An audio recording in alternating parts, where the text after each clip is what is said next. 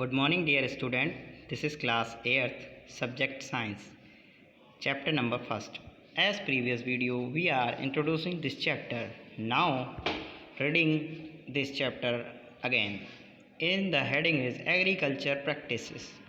In this paragraph, you read this stanza very carefully. And in this stanza, early human hours wandering fruit generation. They are collected fruits, vegetables, and eggs. They are started hunting animals. And then about 10,000 years ago, they discovered that by planting seeds, now new plants could be grown that good of them food. There was a beginning of agriculture and crop production. The science of growing plants and animals for human use is called agriculture. When plants are the same and kind are grown and collected at the one place of a large scale is called crop. For example, crop of wheat means that's all the plants grown in a field are that is wheat. कहने का मतलब ये है कि बहुत समय पहले जो है मनुष्य जो था प्राचीन समय में फल फूल अंडे खाकर अपने जीवन को व्यतीत करता था, लेकिन धीरे धीरे जब समय आगे बढ़ा तो लोगों ने जो है साइंस ने जब जैसे जैसे तरक्की की उस प्रकार से लोगों ने पशुओं और जानवरों की पेड़ों की मदद से जो है फसल को उगाना शुरू किया, जिसे हम एग्रीकल्चर मतलब कृषि कहते हैं। और जिस तरीके से पेड़ों को इकट्ठा करके एक ही जगह पर बहुत सारे पेड़ों से फसल को उगाना ये फसल कहलाती है। Now you read this stanza very carefully. Types of crops मतलब हमें जो है टाइप्स पढ़नी है क्रॉप्स की, वो किस प्रकार से होती हैं। बहुत सारे लोगों को पहले से पता होगा कि विटामिन होता है, मिनरल होता है, फाइबर होता है, प्रोटीन होता है। इनमें अलग अलग प्रकार की जो हैं वह जो है फसलें पाई जाती हैं। अपने भारत में जो है दो प्रकार की फसलें होती हैं। The number first is kharif crops and the second is rabi crops. खरीफ की फसल जो होती है वह बरसात के मौसम में पाई जाती है और रबी की फसल जो है वो जाड़ों के मौसम में पाई जाती है। ये खरीफ की फसल जो है वो जून से लेकर सितंबर तक होती है और जो रबी की फसल है वह अक्टूबर से दिसंबर के बीच में होती है। There is some crops plants grow in India. यहाँ पर कुछ फसलें दी हुई हैं, उनके किस प्रकार से उपलब्ध होता है। Now basic practices of crop production मतलब जो है फसल को उगाने के लिए हमें बेसिक ज़रूरतें प्रैक्टिस किस किस चीज़ों की ज़रूरत पड़ती है उसके लिए हमें पढ़ना है। जैसा कि हम सभी जानते हैं कि फसलों को उगाने के लिए सबसे पहले हमारे पास एक ज़मीन होनी चाहिए जिसे खेत कहते हैं।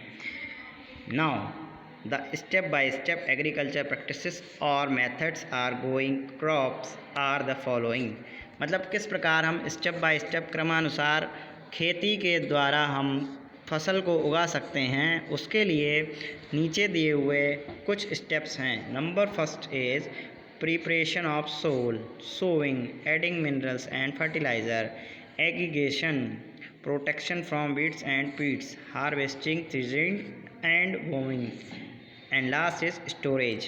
कहने का मतलब ये है कि 7 स्टेप हैं। इन स्टेप के द्वारा हम कृषि के माध्यम से किसी भी फसल को उगा सकते हैं। पहला है मिट्टी की तैयारी कि जिस जगह पे हमें बनाना है फसल उगानी है उस जगह की मिट्टी जो है उसको किस प्रकार से तैयार करना। दूसरा है सोविंग मतलब बीज को किस प्रकार से बोना। उसके बाद जो है जब बीज बो देंगे उसके बाद बीज में किस प्रकार से फसल और खाद और खनिज को मिलाना, और खाद और खनिज मिलाने के बाद उसमें किस प्रकार से इरिगेशन मतलब जल का किस प्रकार से मिश्रण करना, क्योंकि हम जब भी किसी फसल की खेती करते हैं तो उसमें सिंचाई करते हैं, उसमें कई बार जल का उपयोग किया जाता है। उसके बाद जो है प्रोटेक्शन फ्रॉम वीड्स एंड पीड्स मतलब जो है जो नाशक तत्व जो फसल को नष्ट कर देते हैं उनसे हम अपनी फसल को किस प्रकार बचाएं। जो पक्षी होते हैं, कीट पतंगे होते हैं या घास वगैरह होती है, इन सब चीज़ों से किस प्रकार हम बचाएं। उसके बाद है फसल की कटाई किस प्रकार से की जाएगी, उसकी जो है छटाई बुनाई किस प्रकार से होगी, और लास्ट में है स्टोरेज। स्टोरेज मतलब हम उस फसल को किस प्रकार से स्टोर कर सकते हैं। Now the first heading is preparation of soil, मतलब जो है मिट्टी को किस प्रकार से तैयार किया जाए। तो in this paragraph you read this carefully and I explain it shortly. इसमें बताया गया है कि जैसे पुराने समय में जो है लोग जो हैं थ्रिलिंग या पुलिंग करते थे, मतलब जो है हल जो था, हल से ज़मीन को जोता जाता था। ये हल in the figure this is a हल। इसमें जो है लोग पहले इसको खेत को जोतते थे, जोतने के बाद जो है उसकी मिट्टी को जो है उर्वरक बनाते थे, जिससे कि बंजर भूमि को भी जो है वहाँ भी फसल उगाई जा सकती थी। And now in the present time there is a machine we can see cultivator drive in by a tractor, मतलब ये एक मशीन है, इसके द्वारा जो है ज़मीन को किस प्रकार हम बंजर ज़मीन को भी जो है खेती के लिए उपयोग बना सकते हैं, इसके बारे में बताया गया है।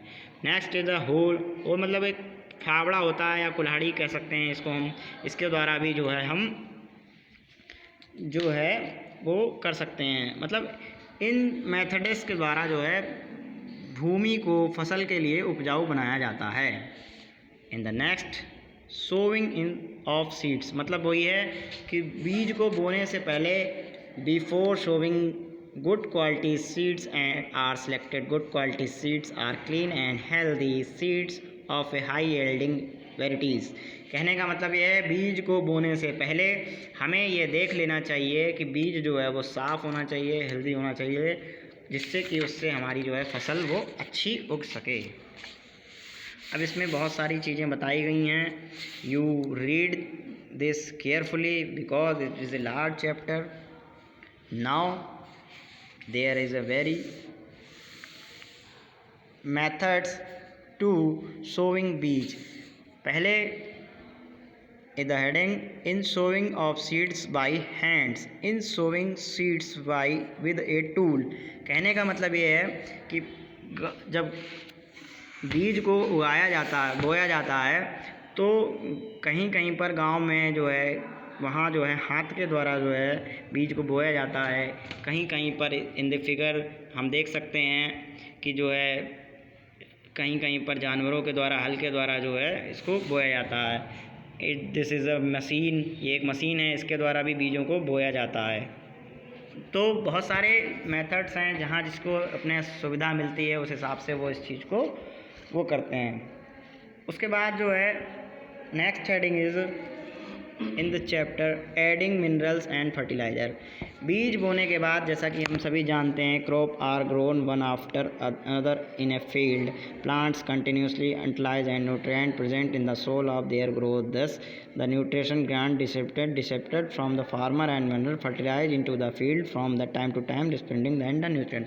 कहने का मतलब वही है कि बीज को जो है बड़ा करने के लिए, उगाने के लिए उसमें जो है मिनरल और न्यूट्रिएंट की ज़रूरत होती है, जो खाद के रूप में लोग उसको डालते हैं। Compost is a mineral made by the living dead plants and animal wasted burning in the pit.